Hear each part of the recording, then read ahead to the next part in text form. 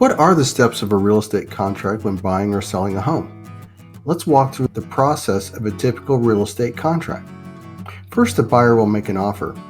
As part of the offer, the buyer will decide on offer price, financial terms, date of closing, date of possession, earnest money, and inspection length. Earnest money is generally 1% of the purchase price. These funds will be deposited by a third party such as the title company and held until closing. These funds can go towards the buyer's down payment or may be returned if the buyer and seller agree at the cancellation of the contract. Inspection is by default 10 days for the buyer and 5 days for the seller to respond.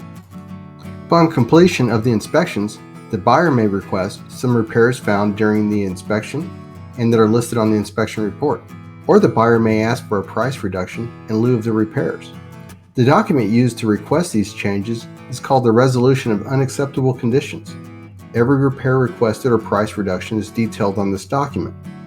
The seller can agree, counter, or cancel the contract with this request to modify the original contract.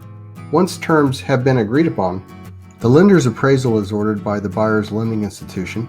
The buyer completes all the mortgage documents requested by the lender and orders homeowner's insurance, plans for utilities to be turned on, and movers for closing or possession day. At this time, the seller completes any items requested from the Resolution of Unacceptable Conditions. Now we are down to the final days before closing.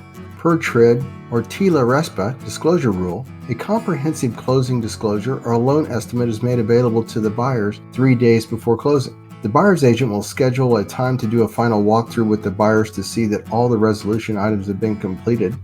Sellers should also schedule utilities to be changed at the date of possession and plan for movers. Sellers usually close in advance of the buyers, and buyers will close on or before the contractual closing date. The seller usually receives the proceeds from the sale on the same day as closing. Once the closing has occurred or the possession date is reached as stated in the contract, the buyer's agent will give the buyer a key to the home so that the new buyers may take possession of their new home. And at this point, the contractual obligation of all parties has been completed.